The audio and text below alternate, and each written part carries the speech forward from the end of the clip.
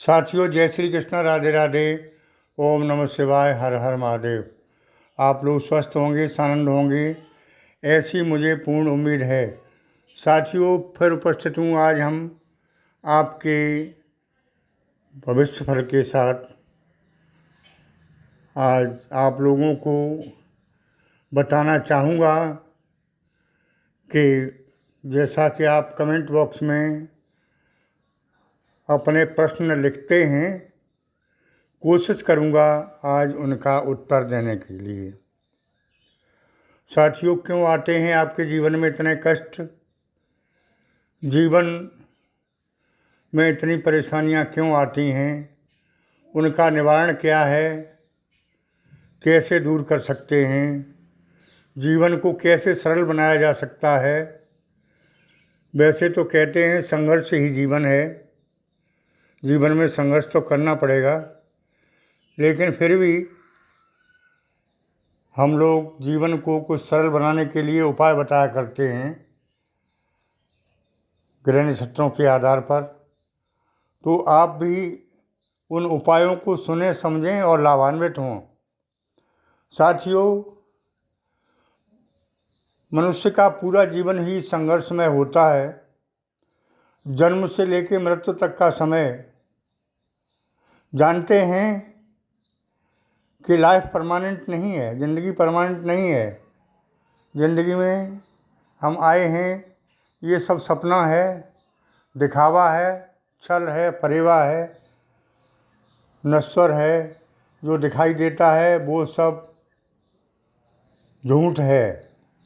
लेकिन फिर भी यहाँ आकर इसमें इस तरह से खो जाते हैं कि इसको असली मान लेते हैं, और यही दुख का कारण है। साथियों,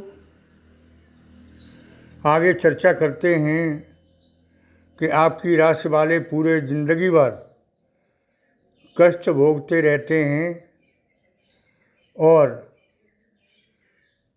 सपने पूरे न करके अधूरे सपने छोड़कर ही चले जाते हैं। तो इन सब का उपाय क्या है? हम क्या करें जिससे संघर्ष ना करना पड़े? हम क्या करें जिससे हमारा जीवन सुखमय व्यतीत हो? हम क्या उपाय करें जिससे हमें सब कुछ प्राप्त हो? साथियों, आपकी राशि वाले लोग ऐसे हैं कि पूरी ज़िंदगी भर कार्य करते हैं, लेकिन उसमें कुछ न कुछ कमी छोड़ देते हैं। उसी के बारे में आज चर्चा करते हैं।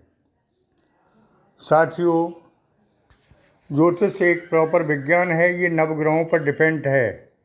लेकिन मैं हर वीडियो में बताया करता हूँ कि कर्म से भाग्य बदल जाता है, कर्म से भाग्य बढ़ा है, और हाथ की रेखाएं भी कर्म करने से बदल जाती हैं।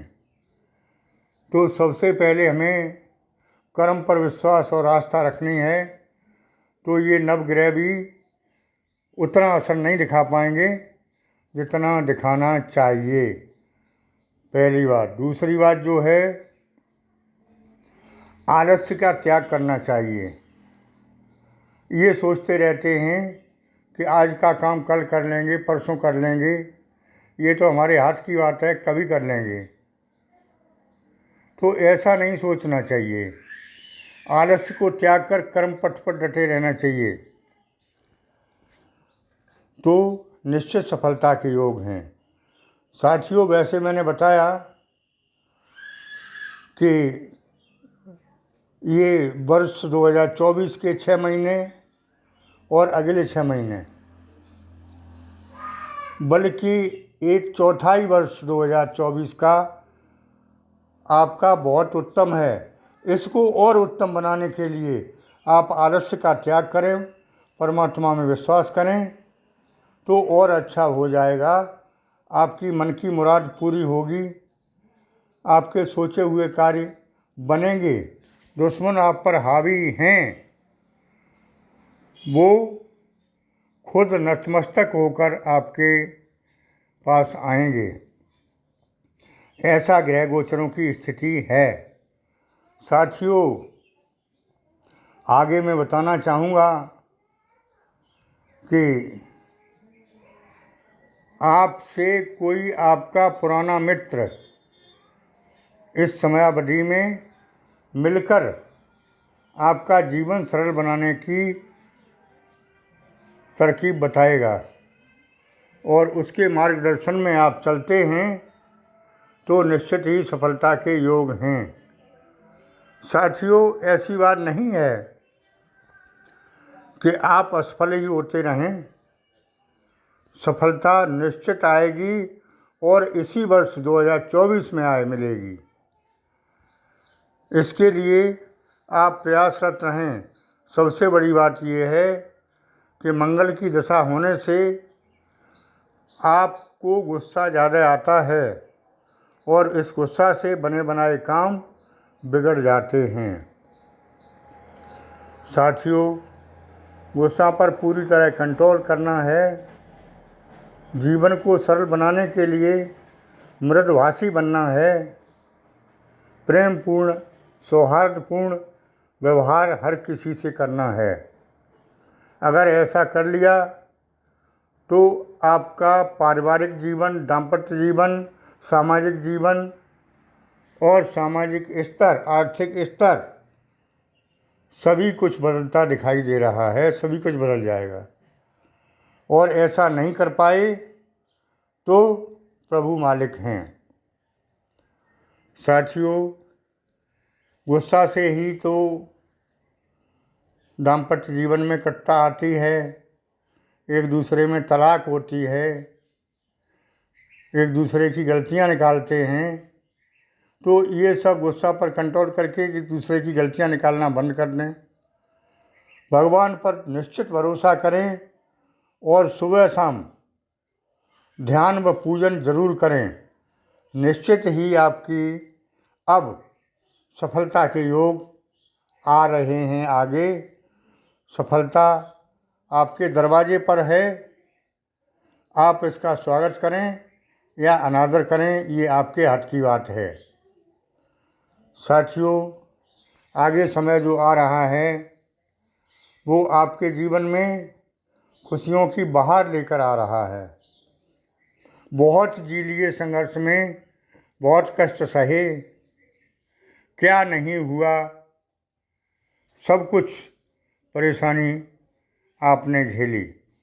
लेकिन अब इस खुशनुमा समय को न हाथों से जाने दें। इसके लिए तैयारी करें और थोड़ा संयम रखें। बड़े से बड़े कार्य आपके बनेंगे।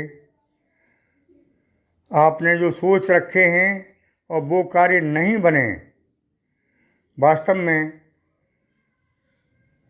सोचे हुए कार्य जब नहीं बनते हैं तो मानसिक परेशानी होती है।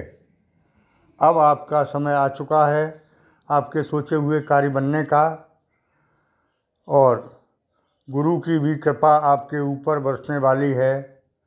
क्योंकि जब गुरु माइंड को सही करते हैं, पढ़ाते हैं, तो निश्चित ही मस्तिष्क से ही हम सभी कार्य सोचकर अच्छा या बुरा निर्णय लेते हैं।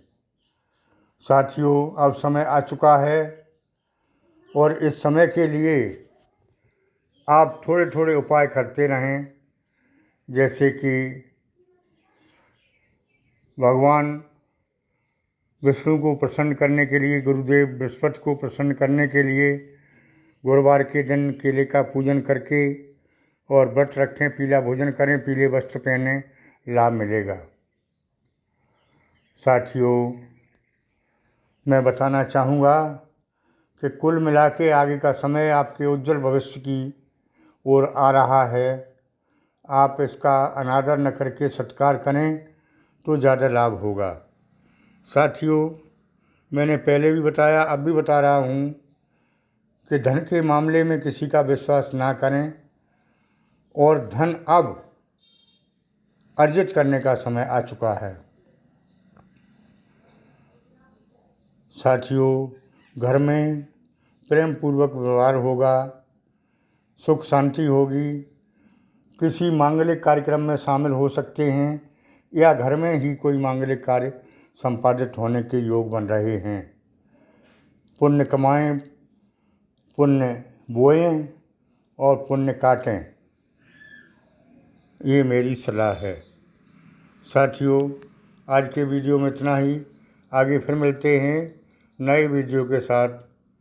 जिन लोगों ने चैनल को सब्सक्राइब नहीं किया है वो कृपया कर दें और कमेंट बॉक्स में ओम नमः शिवाय, हर हर महादेव लिखें, विशेष लाभ होगा। धन्यवाद।